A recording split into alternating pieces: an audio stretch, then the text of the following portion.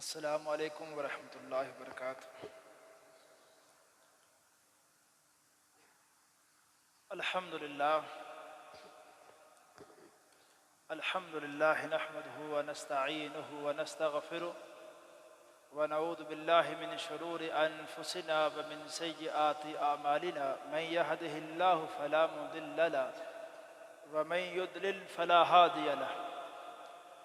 ونشهد ان لا الہ الا اللہ وحدہ ونشهد ان سیدنا ومولانا محمدا عبده ورسوله اما بعد فان خیر الحدیث کتاب اللہ وخیر الهدی هدی محمد صلی اللہ علیہ وسلم وشر الامور محدثاتها وكل محدثة بدعة وكل بدعة ضلالة وكل ضلالة في النار۔ اللهم صل على محمد وعلى آل محمد كما صليت على إبراهيم وعلى آل إبراهيم إنك حميد مجيد۔ اللهم بارك على محمد وعلى آل محمد كما باركت على إبراهيم وعلى آل إبراهيم إنك حميد مجيد۔ أعوذ بالله السميع العليم من الشيطان الرجيم من همزه ونفخه ونفثه بسم الله الرحمن الرحيم وذکر فإن ذکریٰ تنفع المؤمنین۔ ہر قسم کی تحمید و ستائش، کبریائی، بڑائی اللہ وحدہ لا شریک کی ذات کے لیے، اور اللہ تعالیٰ کی حمد و ثناء کے بعد بے شمار لاتعداد انگن درود السلام امام الانبیاء، امام الحرمین، سید الثقلین، جد الحسن والحسین، جناب محمد رسول اللہ صلی اللہ علیہ وسلم کی ذات اقدس و ذات طیبہ پر۔ حضرات، گزشتہ دو خطبات کے اندر تجارت کے جو اسلامی اصول ہیں، ضابطے ہیں، ان کے حوالے سے گزارشات کر رہا ہوں۔ آج کے اس خطبہ جمعہ میں بھی اللہ تعالیٰ کی توفیق اور فضل سے اسلامی تجارت کے 4 اصول آپ کے سامنے عرض کرنے کی کوشش کروں گا۔ سب سے پہلے ہم مسلمانوں کو تجارت کے حوالے سے یہ بھی جان لینا ضروری ہے کہ اللہ تعالیٰ نے انسانوں کے لیے جو ضابطے، جو قاعدے بیان کیے ہیں، اس میں اگر ہمیں کوئی حکمتیں نہ بھی سمجھ آئیں کہ اسلام کا یہ حکم ایسا کیوں ہے، اور حدیث کے اندر یہ مسئلہ ہم نے جو رواج بات اور ہے، لیکن حدیث کے اندر جو بات ہے آج دنیا میں اس طرح معاملہ رائج نہیں ہے۔ ہمیں یہ نہیں دیکھنا کہ دنیا میں معاملہ رائج کیسے ہے۔ جیسے ہی پیغمبر صلی اللہ علیہ وسلم کا فیصلہ آ گیا نا، اب دیکھیں سیدنا ابو طلحہ رضی اللہ تعالیٰ عنہ اپنے گھر کے اندر شراب لے کے بیٹھے ہیں، دوستوں کی مجلس ہے، اس میں شراب چل رہی ہے۔ یہ اس وقت کا واقعہ جب ابھی شراب اسلام کے اندر حرام نہیں ہوئی تھی۔ ادھر بازار کے اندر ایک اعلان ہوا جو ان دوستوں کو اچھی طرح سمجھ نہیں آیا۔ ابو طلحہ نے اپنے غلام کو بھیجا کہ جاؤ یہ اعلان تو سنو، کیا اعلان ہو رہا ہے؟ آ کے غلام نے کہا کہ بعد جو منادی ہے نا، اعلان کرنے والا، وہ اعلان کر رہا ہے کہ شراب حرام ہو چکی ہے۔ اسلام کا اس بارے میں جو آخری فائنل حکم ہے وہ آ چکا ہے۔ یہ 3 مراحل کے اندر شراب کے بارے میں اسلام کا فیصلہ ہوا، تو آخری جو اسلام کا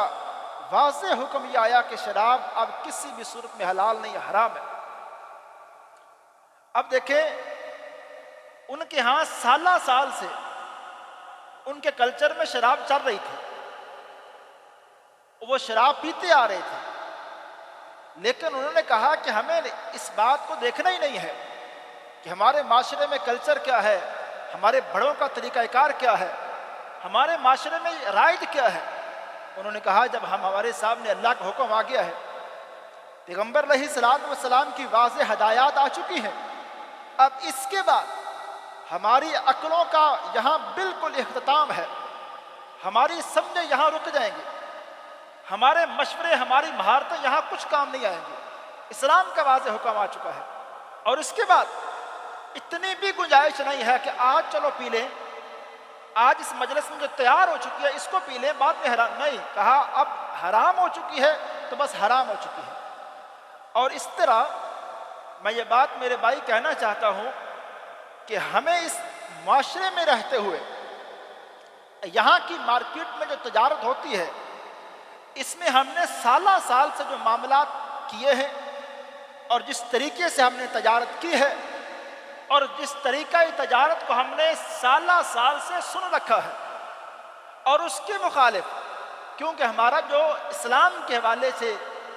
جو علم ہوتا ہے، معلومات ہوتی ہیں، وہ بڑی محدود ہوتی ہیں، تو ہمیں اسلام کے جب تجارتی اصول پتہ ہی نہیں ہوتے تو ہم تو ان اصولوں کے مطابق تجارت کرتے ہیں جو ہمارے معاشرے میں رائج ہوتے ہیں۔ تو ہم کیسے کہہ سکتے ہیں کہ یہ بات تو میں نے کبھی سنی نہیں، یہ بات تو میں نے کبھی سمجھی نہیں، ہمارے معاشرے میں تو یہ رائج ہی نہیں ہے؟ نہیں میرے بھائی، جب آپ تصدیق اس بات کی کریں کہ جو فرمان بیان کیا جا رہا ہے رسول پاک صلی اللہ علیہ وسلم کا، یہ فرمان صحیح ہے، یہ ثابت ہے، تو جب یہ بات آپ کو کلیئر ہو جائے کہ یہ پیغمبر علیہ الصلوۃ والسلام کی یہ حدیث سچی ہے اور اس میں کسی قسم کا کوئی شبہ نہیں ہے، تو پھر میرے بھائی میں جو پہلے بات کہہ رہا تھا کہ ہمیں اس حدیث کی سمجھ آئے واضح طور پہ یا نہ آئے، اس کے لفظوں کے اندر جو بات ہمارے سامنے بیان ہو چکی ہے اس میں ہمیں حکمتیں نہ سمجھ آئیں کہ اسلام نے یہ چیز حرام کیوں کی ہے، سب سے بڑی حکمت یہ ہے کہ اس بارے میں اسلام کا فیصلہ آ گیا ہے، اس بارے میں اسلام نے واضح ہدایات جاری کر دی ہے۔ آج کے خطبہ میں انشاءاللہ جو پہلا اصول میں آپ کے سامنے رکھتا ہوں اس کی بھی ہمارے معاشرے میں تجارت میں بڑی ضرورت ہے، وہ ہے کہ لین دین میں، کاروبار میں رویہ نرم اختیار کیا جائے، اس میں کسٹمر کی طرف سے بھی اور دکاندار کی طرف سے اس طرح کا معاملہ سختی والا نہ کیا جائے کہ بس اس کا تو میرے ساتھ تعلق نہیں، میں نے نفع حاصل کر لیا اب یہ جائے بس۔ کوئی مسلمانی کے کچھ اخوت بھائی چارے کے تقاضے بھی ہیں، ہمیں اس کو بھی دیکھنا چاہیے۔ اب اس بارے میں اب ایک حدیث سنیں اور اس مسئلے کے اندر جو پیغمبر علیہ الصلوۃ والسلام کی دعا ہے اس دعا کو آپ سمجھیں اور اس معاملے میں نرمی کرنے کی عظمت کا جائزہ لیں کہ پیغمبر علیہ الصلوۃ والسلام نے کاروبار کے اندر، لین دین کے اندر نرمی کی عظمت کو کیسے بیان کیا ہے۔ پہلی حدیث یہ بخاری شریف کی ہے، فرمایا رحم اللہ رجلا، اللہ اس بندے پر رحم فرمائے، اللہ اس بندے پہ رحم فرمائے۔ میرے بھائی جس بندے کے حوالے سے پیغمبر علیہ الصلوۃ والسلام دعا فرما دیں تو جس بندے کے لیے دعا فرمائی گئی ہے تو مجھے آپ کو اس بات کا شبہ نہیں ہونا چاہیے کہ اس بندے پر تو اللہ نے رحمت فرما دی۔ رحم اللہ رجلا، اللہ اس بندے پہ رحم فرمائے، اذا سمحن اذا باء، جب وہ کوئی چیز فروخت کرتا ہے نرم رویے کے ساتھ، اور اس میں جتنی نرمی ایک مسلمان کے ساتھ، اب کوئی چیز بیچنے میں نرمی کیا ہے؟ وہ صرف لفظوں کی نرمی نہیں، وہ اچھے جملوں کا تبادلہ جو دکاندار کی طرف سے ہوتا ہے وہ نہیں، بلکہ نرمی سے مراد یہ ہے کہ اس چیز کو بیچنے کے جو بھی خیر خواہی کے تقاضے ہیں وہ سارے پورے کیے جائیں۔ کہ دیکھیں جو آپ پہلے سن چکے ہیں، نرمی سے یہ معنی ہرگز نہ سمجھیں کہ اس نے عیب بھی چھپایا ہے، قیمت میں لگانے میں ظلم کیا ہے اور اس کے بعد نرم سے جملے بول کے کسٹمر کے حوالے وہ چیز کر دی ہے تو اس نے کہا یہ میں نے بڑا نرم رویہ اختیار کیا۔ ایسی بات نہیں ہے، نرمی یہ ہے ایک چیز کو بیچنے کے جو صحیح طریقے تقاضے ہیں وہ سارے پورے کیے ہیں، اس میں اخلاقیات، اس میں اسلامی بھائی چارہ، اس میں تجارت کے اصول سارے مد نظر رکھ کے جس نے چیز بیچی کہا اس بندے پر تو اللہ رحم فرمائے، اور فرمایا وَإِذَا اشْتَرَى، اور جو کوئی چیز خریدتا ہے اور خریدنے میں نرمی کرتا ہے، وہی بات جو پچھلے جمعے میں عرض کر چکا ہوں، خریدنے میں نرمی یہ ہے کہ دکاندار سے وہ بھی غلط بیانی نہ کرے، وہ بھی ایسی چلاکی، اگر دکان پہ کوئی بڑا ماہر جو اصل دکاندار والد صاحب نہیں بیٹھے، بچہ بیٹھا ہے، بس چلاکی ہوشیاری کے اندر اس کو پتہ چل گیا کہ یہ ریٹ صحیح نہیں بتا رہا، جو چیز میں پہلے بھی یہ خرید کے لے کے جاتا ہوں اسی دکان سے، آج جو ریٹ میں فرق آ رہا ہے، مجھے لگ رہا ہے کہ اس سے غلطی ہو رہی ہے، یا پیسے واپس کرنے میں زیادہ پیسے واپس کر رہے ہیں، تو اس ٹائم چلاکی نہیں، اس ٹائم ہوشیاری نہیں کہ نہیں آج تو میرا دال لگ گیا ہے، نہیں، نرمی اور شفقت یہ ہے کہ اس ٹائم اسے واضح بتائے کہ آپ جو ریٹ بتا رہے ہیں پہلے دوبارہ کلیئر کر لیں، مجھے لگ رہا ہے کہ آپ ریٹ کم بتا رہے ہیں، یہ تو میں آپ پکا کسٹمر ہوں، میں یہ چیز بار بار لے کے جاتا ہوں۔ یہ معاملات، یہ جو مسلمانی ہے، یہ جو اخلاقیات ہیں، اسلام ہمیں تجارت میں بیان کرتا ہے۔ تیسری بات فرمایا جو بندہ ایک چیز کو بیچتا ہے اور ایک بندہ ایک چیز کو خریدتا ہے، اور تیسرا وَإِذَا اقْتَضَىٰ، اور جو قرض لینا ہو یا کسٹمر سے پیسے لینے ہوں، اس تقاضے میں جو بندہ نرمی کرتا ہے، اپنے پیسے لینے میں، اپنا ادھار لینے میں جو بندہ ظلم نہیں کرتا، وعدے سے پہلے تنگ نہیں کرتا، وعدے سے پہلے پریشان نہیں کرتا، اور جو معاملہ اس میں ہیرا پھیری کر کے بات کو، پیسوں کو، معاملے کو بڑھاتا نہیں ہے، جو اس نے لینے ہیں اتنے ہی پیسے لیتا ہے اور وعدے کے مطابق، اور اگر وہ سمجھے کہ میرے بھائی جو وعدے کا وقت تھا ٹائم ہو چکا ہے، لیکن میرا یہ محلے دار ہے، میرا پکا یہ کسٹمر ہے، میرا رشتہ دار ہے یا میرا دوست، میں اس کو اچھے سے جانتا ہوں، مجھے آج یہ بات کلیئر ہے کہ جب اس کے پیسے دینے کا ٹائم ہے، اس کے معاملات اچانک خراب ہیں، اس کے گھر میں کوئی ایسی بیماری ہے، اس کے اچانک معاملات ایسے خراب ہیں کہ یہ میرا بھائی ابھی میرے پیسے واپس کرنے کی پوزیشن میں نہیں ہے، اس کو مہلت دینا، یہ ہے وہ نرمی، یہ ہے وہ شفقت جو اپنے پیسے کا تقاضا کرنے میں اسلام کہتا ہے جو چیز بیچتا ہے، جو چیز خریدتا ہے اور اپنے پیسوں کا تقاضا اچھے سے کرتا ہے اور اس میں نرم رویہ اختیار کرتا ہے، پیغمبر علیہ الصلوۃ والسلام نے فرمایا اللہ تو اس بندے پر رحم فرمائے۔ دوسری حدیث فرمایا افضل المؤمنین رجل، مومنوں میں بہترین مومن وہ ہے، افضل مومن وہ ہے، مقام و مرتبے کے لحاظ سے اونچے درجے پہ فائز مومن وہ ہے، رجل سمح البیع، وہ آدمی جو چیز کو بیچنے میں نرمی کرے، سمح الشراء، چیز خریدنے میں نرمی کرے، سمح القضاء، اپنا جو ادائیگی کرنے میں، یہاں ایک اور بات آئی ہے، ادائیگی کرنے میں نرمی بھی وہی ہے کہ اس نے جتنے پیسے دینے ہیں وہ پیسے وعدے کے مطابق دے، خواہ مخواہ ٹال مٹول نہ کرے۔ اس میں دو باتیں عرض کرتا ہوں قرض کے معاملے میں۔ پہلی بات کہ قرض کے حوالے سے انسان بہت ڈرے، اپنی استطاعت سے زیادہ پہلے تو قرض لے ہی نہ، اور اپنے معاملات کو جو اس کے وسائل ہیں، آمدنی ہے، اس میں مینج کرے، لیکن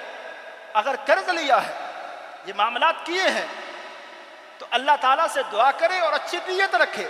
کہ میں وقت پہ پیسے ادا کروں گا۔ پہلے نیت بدنیتی والی صورتحال اپنے اندر پیدا نہ کرے، پہلے یہ بات سوچے نا کہ میں نے اس فلاں وقت فلاں بندے کو پیسے دینے ہیں، میں نے اس کو دھوکہ کیسے دینا ہے، میں نے اس کو ہیلے بہانوں میں تنگ کیسے کرنا ہے۔ اگر پہلے نیت کرے گا تو حدیث کے اندر بات یہ ہے کہ اللہ تعالیٰ پھر اس کے لیے معاملات کو سخت کرے گا۔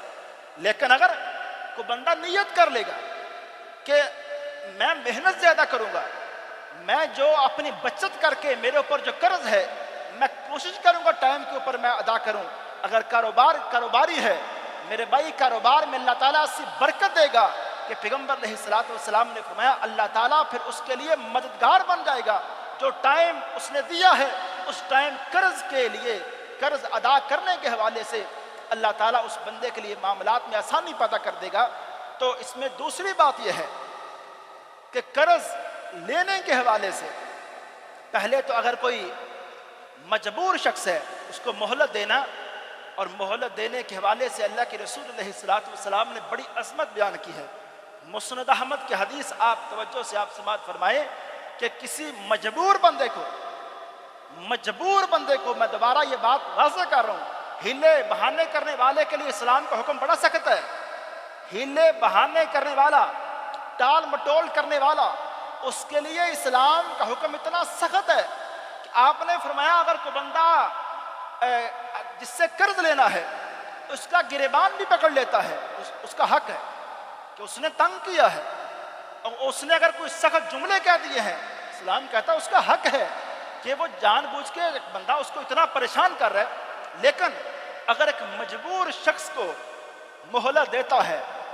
مسند احمد کی حدیث، اللہ کے رسول علیہ السلام نے فرمایا جتنا قرض اس بندے نے لینا ہے، جتنا قرض اس بندے نے لینا ہے، اور اگر اس مجبور شخص کو مہلت دے گا تو ہر روز اس کے نامہ مال میں وہ پیسے بطور صدقہ اللہ تعالیٰ اس کا ثواب درج فرمائیں گے، اگر کوئی بندہ مجبور شخص اس کو مہلت دیتا ہے۔ اور اسی طرح دوسرا جو اسلام کا واضح اصول ہے، ایک بے کے اوپر، ایک جو سودا ہو چکا ہے اس کے اوپر دوبارہ بے کرنا، دو بھائی ایک معاملے میں بے کر چکے ہیں، اس بے کے اوپر دوسری بے کرنا اسلام کہتا ہے یہ جائز نہیں ہے۔ دو بندے، دو بھائی ایک معاملے کو فائنل کر چکے ہیں، اب ایک اور بندہ آتا ہے کہتا ہے کتنے کا آپ نے پلاٹ بیچا، کتنے کا مکان بیچا، یہ گاڑی کتنے کی بیچی، ابھی آپ نے اس کے حوالے نہیں کی، کاغذات آپ کے پاس ہیں، میں آپ کو اس سے جتنے کا معاملہ آپ کا طے ہوا ہے میں زیادہ پیسے دینے کے لیے تیار ہوں۔ اگر اس بندے نے آپ کو پیسے دیے ہیں بیانے کے طور پہ تو بیانہ آپ نے ڈبل واپس کرنا ہے، میں وہ ڈبل بھی واپس کروں گا، وہ بھی میں واپس کروں گا، میں قیمت بھی زیادہ دوں گا۔ تو اسلام کہتا ہے یہ جائز نہیں ہے، دو بندوں کے معاملے کے اوپر کسی تیسرے بندے کا اوپر آ کے بے کرنا، یہ سودا کرنا، اسلام کہتے ہیں یہ جائز نہیں ہے۔ لیکن یہاں ایک وضاحت کرتا ہوں، جو دو بندوں کا معاملہ فائنل ہو چکا ہو اس کے اوپر تو بے کرنا جائز نہیں ہے، لیکن یہ جو ایک بولی کی بے ہے، نیلامی ہے، اس کا مسئلہ اور ہے، اسلام کہتا ہے یہ جائز ہے۔ اللہ کے رسول علیہ السلام نے ایک دفعہ ایک پیالہ اور ایک کمبل اس کو بیچنے کا ارادہ فرمایا، تو بولی کے انداز میں جس طرح بولی لگتی ہے نا، فرمایا کون بندہ ہے جو اس کمبل اور اس پیالے کو خریدے گا؟ ایک بندہ کھڑا ہوا، اس نے کہا اللہ کے رسول میں۔ فرمایا کتنے پیسے دو گے؟ کہا 1 درہم میں دونوں چیزیں خریدوں گا۔ ایک اور بندہ کھڑا ہوا، آپ نے فرمایا کوئی اس پر قیمت بڑھائے گا؟ 1 درہم اس کی قیمت لگ چکی ہے دونوں چیزوں کی۔ ایک نے کہا اللہ کے رسول 2 درہم، کمبل یہ پیالہ مجھے دیں 2 درہم۔ آپ نے فرمایا چلو یہ 2 درہموں میں یہ دونوں چیزیں آپ کی ہوئی۔ تو اللہ کے رسول علیہ السلام کی اس حدیث سے یہ بات واضح پتہ چلی کہ بولی کا معاملہ اور ہے، لیکن اس میں آج جو ہمارے معاشرے میں قباحتیں ہیں، جو خرابی ہیں اس بے کے اندر بھی آ چکی ہیں، وہ معاملات اور ہیں کہ لوگوں کے بیچ میں پیسے دے کے شامل کیا جاتا ہے کہ آپ نے صرف قیمت بڑھانی ہے، چیز نہیں لینی، آپ نے قیمت کو اٹھانا ہے بس تاکہ چیز میری زیادہ پیسوں میں بکے۔ یہ دھوکہ اسلام کے تجارت کے حوالے سے علماء کہتے ہیں کہ اگر صرف ایک حدیث ہوتی نا اسلام کے سارے مسائل کو حل کرنے کے لیے وہ ایک حدیث بھی کافی۔ اس میں ایک مسئلہ ہے وہ ہے غرر کا، کہ بے کے اندر دھوکہ جائز نہیں ہے، وہ دھوکہ کس بھی بے کے اندر ہو، یہ اسلام کا ایسا رول ہے جس سے بہت سی بے کے اوپر یہ اس کو اپلائی کر کے ہم ہر طرح کا مسئلہ حل کر سکتے ہیں۔ جو بے جس کے اندر بھی دھوکہ ہوگا وہ اس حدیث کے تحت حرام ہے، وہ ناجائز ہے۔ اور اسی طرح اللہ کے رسول علیہ السلام نے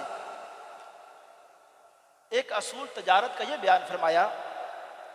2 اصول ہوئے کہ بے کے اندر، خرید و فروخت کے اندر نرمی ہمیں اختیار کرنی چاہیے۔ دوسرا کہ ایک جو دو بندوں کا معاملہ فائنل ہو چکا ہے، ایک بے کے اوپر دوسری بے نہیں ہونی چاہیے۔ اور تیسرا مسئلہ، تیسرا اصول، اپنی تجارت کے اندر گناہ کے اندر یا گناہ میں آپ حصہ دار نہیں بنیں گے، کسی نجائز کام میں آپ حصہ دار نہیں بنیں گے۔ اس مسئلے کی پہلے تو قرآن کے اندر ایک آیت سنیں، اور یہ آیت بھی ایک اصول ہے۔ اللہ فرماتے ہیں وَلَا تَعَاوَنُوا عَلَى الْإِثْمِ وَالْعُدْوَانِ، کوئی بھی گناہ کا کام ہے اور کوئی بھی ایسا کام جس میں ایک مسلمان یا کسی بھی انسان کے اوپر زیادتی ہے، آپ اس میں حصہ داری نہیں کریں گے، آپ اس میں تعاون نہیں کریں گے۔ اس میں مسئلہ کیا ہے؟ اگر آپ کو یہ بات کلیئر ہے کہ میرے پاس جو چیز یا خریدنے آیا ہے بندہ، اس کا فلاں جگہ جا کے یہ غلط استعمال کرنے والا ہے، اور آپ کو یہ بات کلیئر ہو، آپ چیز نہیں بیچیں گے، معاملہ پہلے کلیئر ہو۔ تو اسی طرح اگر کوئی بھی ایسی چیز جو انسانی صحت کے لیے نقصان دہ ہے، میں کہتا ہوں اگر شراب ہو یا کوئی بھی چیز ہو، اس ایک اصول کے تحت اس کی خرید و فروخت بھی منع ہے کہ جو چیزیں اسلام لوگوں کے لیے نقصان دہ ہیں اور اس سے گناہ کا معاشرے میں گناہ بڑھتا ہے، تو اسلام کہتا ہے ایسی چیزوں کی خرید و فروخت بھی منع ہے۔ اور چوتھا اور آخری اصول آج کے اس خطبہ میں آپ سماعت فرمائیں،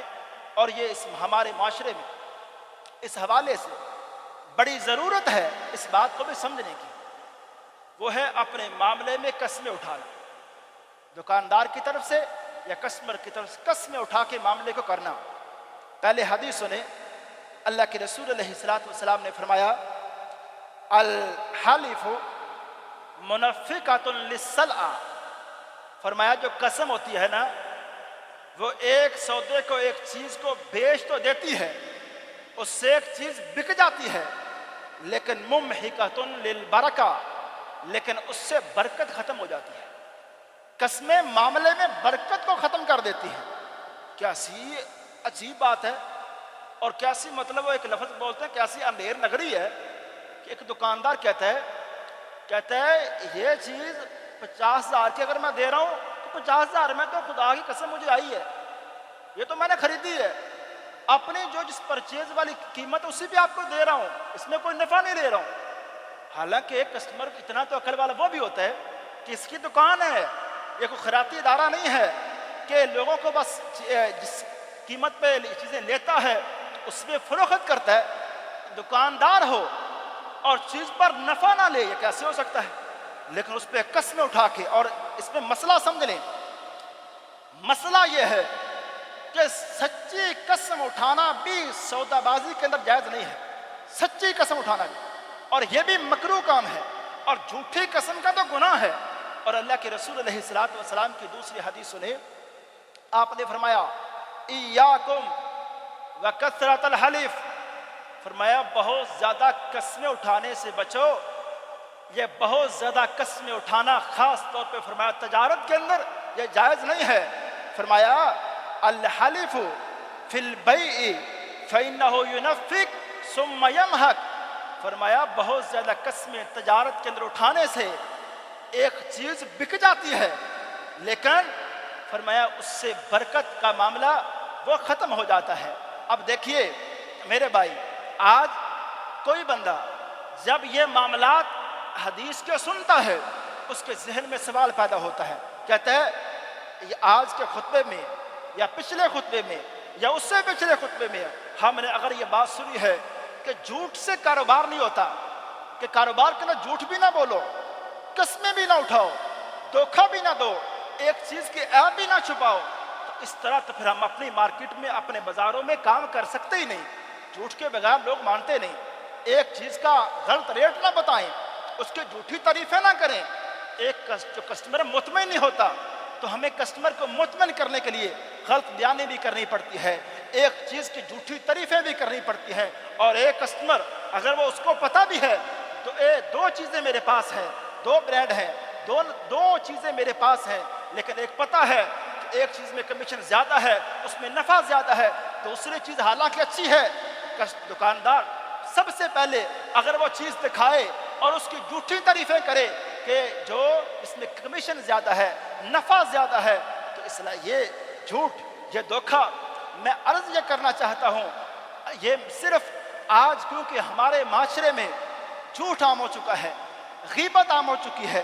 قسمیں عام ہو چکی ہے، ہمارے ایک معاشرے میں اخلاقی گراوٹ بڑھ چکی ہے، جس وجہ سے آج ہمارا یقین اٹھ چکا ہے سچ کے اوپر۔ آج ہمیں یقین نہیں آتا کہ قسمیں اٹھائے بغیر کاروبار کیسے ہو سکتا ہے۔ میرے بھائی، میں ممبر کے اوپر کھڑے ہو کے جس رب نے مجھے پیدا کیا ہے، میں اس کی قسم اٹھا کے یہ بات کرتا ہوں، سچی بات کر کے، جھوٹ سے بچ کے، قسموں سے بچ کے اور دھوکے فراڈ سے بچ کے آپ ایسا کامیاب کاروبار کر سکتے ہیں۔ میں تاریخ کے اندر اس کی مثالیں دے سکتا ہوں۔ ایک بڑی مثال سیدنا عبد الرحمن بن عوف کی ہے رضی اللہ تعالیٰ عنہ۔ مکہ کے اندر ایک بڑے بزنس مین ہے، ایک وقت آتا ہے، ہجرت کا وقت آیا، اسلام کا ایسا حکم آیا کہ اے لوگو، اے مکہ کے مسلمانوں، جس کے پاس طاقت ہے مدینہ جانے کی، وہ اپنا کاروبار چھوڑے، اپنے بچے چھوڑے، سب کچھ چھوڑے، اپنی جائیداد چھوڑے، مکہ سے مدینہ جائے۔ عبد الرحمن بن عوف رضی اللہ تعالیٰ عنہ، میرے بھائی، وہ شخص ہیں جن کی جائیداد مکہ کے اندر، کاروبار مکہ کے اندر، بیوی بچے مکہ کے اندر، اور حکم ہوا ہجرت کریں۔ عبد الرحمن تیار ہو گئے، اپنی جائیداد چھوڑی، اپنا جو پیسے تھے، جو پوری زندگی کمائے تھے،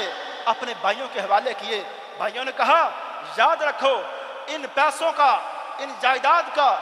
زندگی میں آپ ہم سے دوبارہ مطالبہ نہیں کر سکتے، زندگی میں کسی وقت دوبارہ آ کے آپ لے نہیں سکتے، یہ سب کچھ ہمارا ہے۔ کہا یہ تمہارا ہے، اور اپنے بیوی بچوں کو لے کے جانے لگے۔ سسرال والے آئے، کہا عبد الرحمن، یہ ہماری بیٹی، یہ بچے آپ کے ساتھ نہیں جائیں گے۔ عبد الرحمن نے کہا، بچے جاتے ہیں جائیں، اور میرا گھر جاتا جائے، میرا بزنس جاتا جائے، مجھے پتا ہے مجھے سارا سیٹ اپ نئے سے کرنا ہے، مدینہ جا کے جائیداد بھی نئے سرے سے بنانی ہے، اپنا گھر بھی نئے سرے سے آباد کرنا ہے۔ میرے بھائی، جن کا ایمان پختہ ہو، جن کو یقین ہو پیغمبر کے فرمان کے اوپر، جن کو یقین ہو اللہ کے رسول علیہ السلام کی بات کے اوپر اور قرآن کے فیصلوں کے اوپر، جن کا یقین پکا ہو، وہ عبد الرحمن خالی ہاتھ چلتے ہیں مکہ سے مدینہ۔ وہ کیا منظر ہے جب اللہ کے رسول علیہ السلام کے پاس ظہر کی نماز کے بعد سامنے عبد الرحمن کھڑے ہیں۔ فرمایا، عبد الرحمن کب آئے ہو اور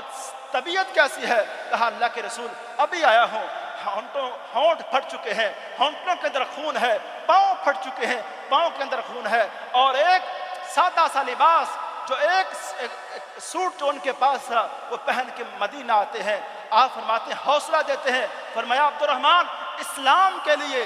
دین کے لیے بچے چھوڑ کے آئے ہو، اپنا بزنس چھوڑ کے آئے ہو، اپنی ساری جائیداد چھوڑ کے آئے ہو، تو کچھ بھی نہیں آپ نے گوایا ہے، سب کچھ لے کر آئے ہو۔ اللہ کے رسول علیہ السلام کی اسی مجلس میں ایک انصاری صحابی کھڑا ہوتا ہے، کہتا ہے، اللہ کے رسول مدینہ جانتا ہے، یہ بخاری شریف کا واقعہ ہے، مدینہ جانتا ہے میں مدینہ کا سب سے امیر آدمی ہوں، آج سے میری آدھی جائیداد عبد الرحمن کی، اور عبد الرحمن کا گھر بھی آج ہی آباد ہوگا۔ اللہ کے رسول علیہ السلام کی مجلس میں عبد الرحمن نے کہا، اللہ میرے بھائی کو برکت دے، مجھے اس کا مال نہیں چاہیے، اس کی جائیداد نہیں چاہیے، مجھے کچھ وقت یہاں رہنے دیجئے، اس کے بعد صرف اور صرف مجھے مدینہ کی مارکیٹ کا پتہ بتایا جائے، میں اسی مارکیٹ کے اندر نئے سرے سے سچ بول کے، جھوٹ سے بچ کے، دھوکے سے بچ کے اپنا کاروبار نئے سرے سے شروع کروں گا۔ انہوں نے مدینہ کے اندر چند دن کاروبار کیا، محنت مزدوری کر کے اپنے کاروبار کو شروع کیا۔ میرے بھائی، کچھ وقت کے بعد گھر بھی بس گیا، جائیداد بن گئی، اپنا گھر بن گیا۔ وقت آیا سیدنا فاروق کا رضی اللہ تعالیٰ عنہ کا، اللہ نے ایسی برکت دی۔ آج ہمارے ہاں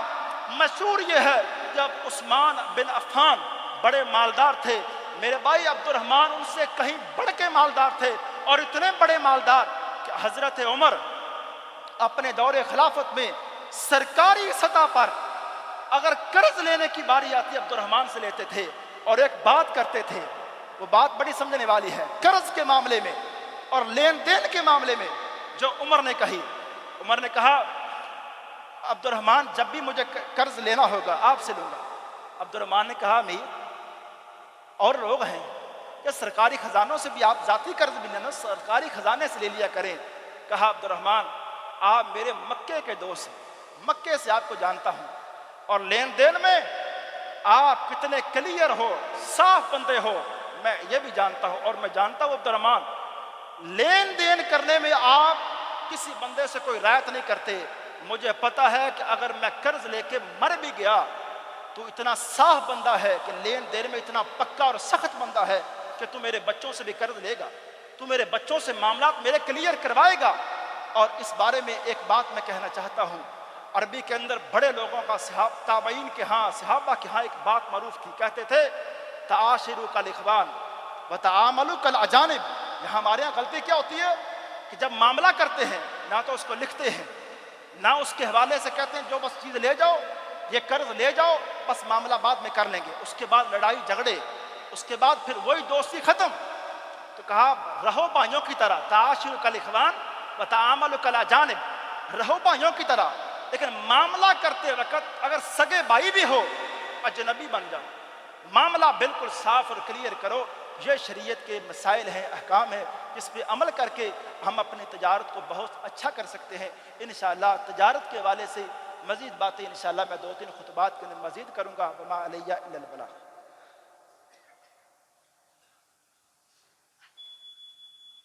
الحمدللہ نحمده ونصلي. أما بعد فإن خير الحديث كتاب الله وخير الهدي هدي محمد صلى الله عليه وسلم وشر الأمور محدثاتها وكل محدثة بدعة وكل بدعة ضلالة وكل ضلالة في النار. اللهم صل على محمد وعلى آل محمد كما صليت على إبراهيم وعلى آل إبراهيم إنك حميد مجيد. اللهم بارك على محمد وعلى آل محمد كما باركت على إبراهيم وعلى آل إبراهيم إنك حميد مجيد. ربنا آتنا في الدنيا حسنة وفي الآخرة حسنة وقنا عذاب النار. ربنا آتنا في الدنيا حسنة وفي الآخرة حسنة وقنا عذاب النار. وقنا عذاب النار. اللهم أجرنا من النار. اللهم أجرنا من النار. اللهم إنا نسألك جنة الفردوس. اللهم إنا نسألك جنة الفردوس. سبحان ربك رب العزة عما يصفون وسلام على المرسلين والحمد لله رب العالمين.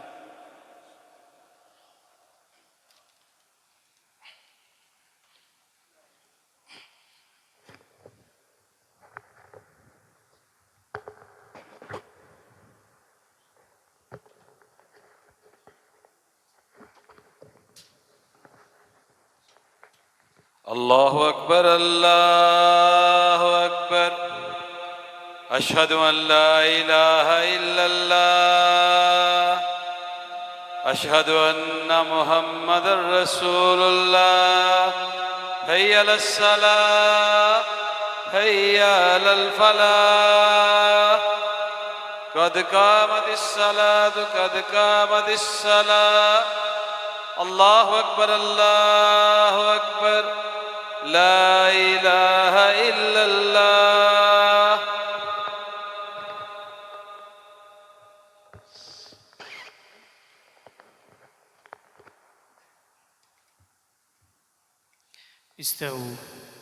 استووا اعتدلوا اقیموا صفوفکم فإن تصفیۃ الصفوف من تمام الصلاة.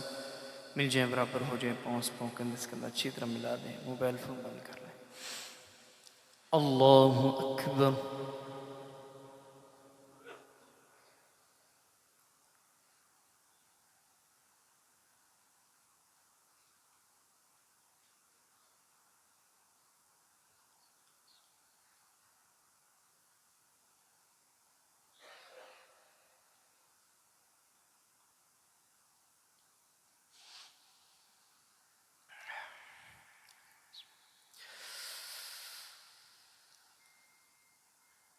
الحمد لله رب العالمين الرحمن الرحيم مالك يوم الدين. إياك نعبد وإياك نستعين.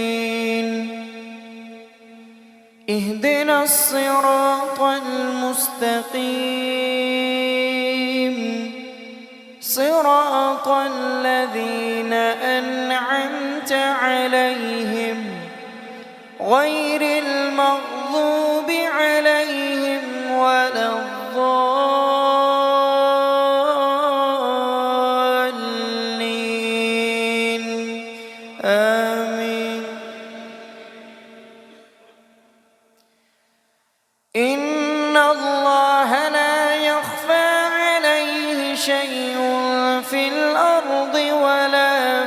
السماء هو الذي يصوركم في الأرحام كيف يشاء لا إله إلا هو العزيز الحكيم هو الذي أنزل عليك الكتاب منه آيات محكمات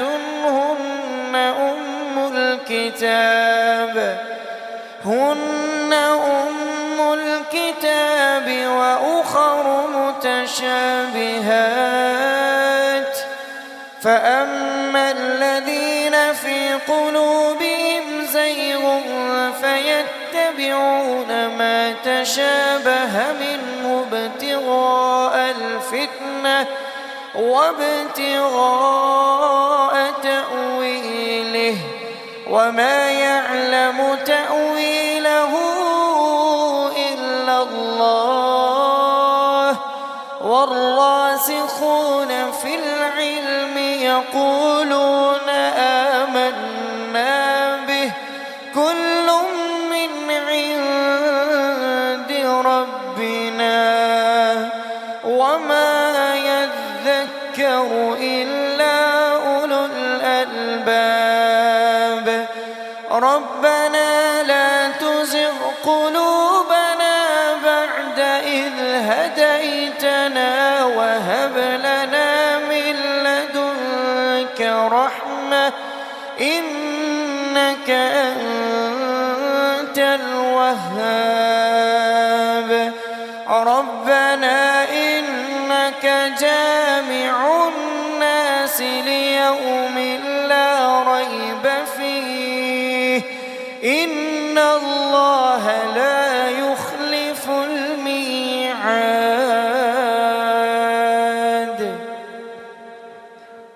الله أكبر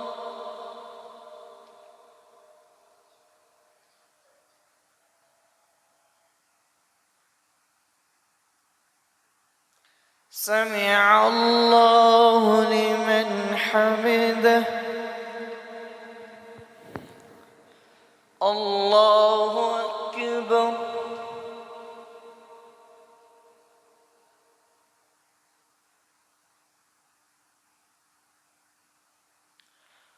الله أكبر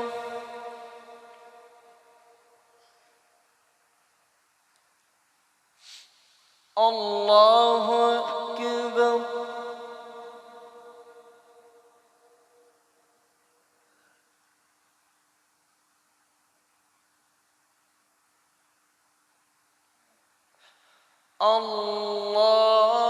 الله أكبر بسم الله الرحمن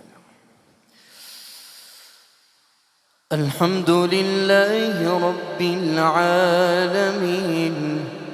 الرحمن الرحيم مالك يوم الدين إياك نعبد وإياك نستعين اهدنا الصراط المستقيم صراط الذين أنعمت عليهم غير المغضوب عليهم ولا الضالين آمين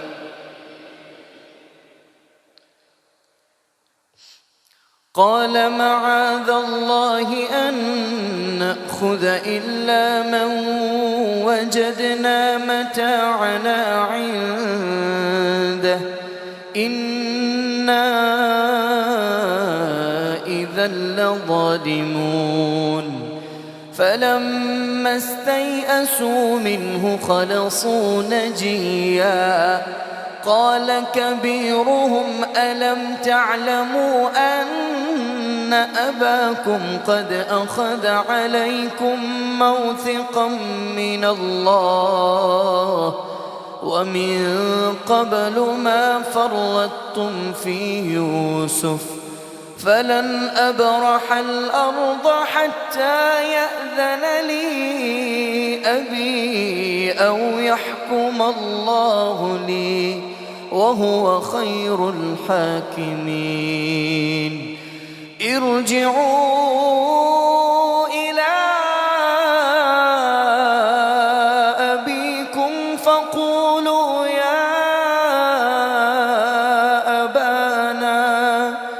فقولوا يا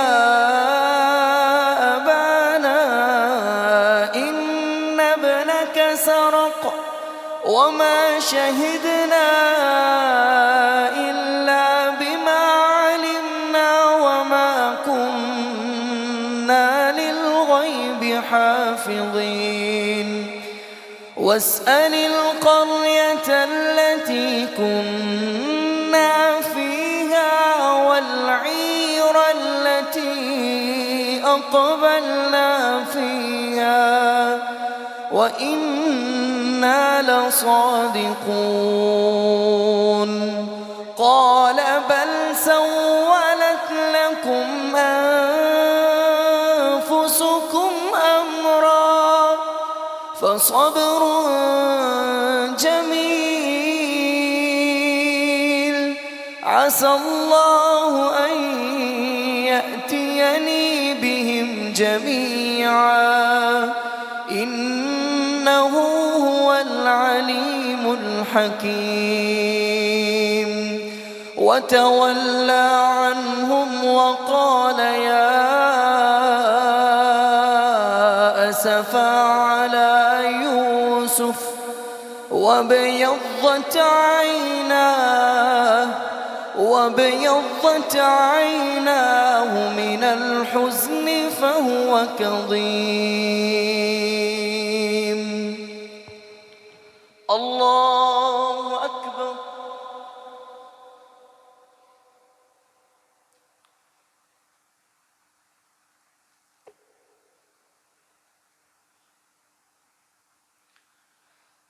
سمع الله لمن حمده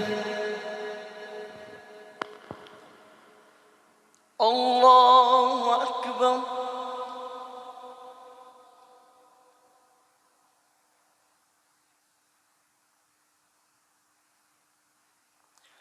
الله أكبر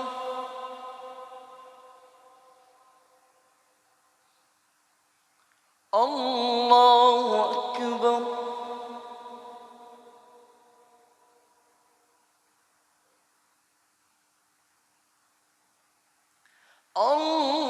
الله أكبر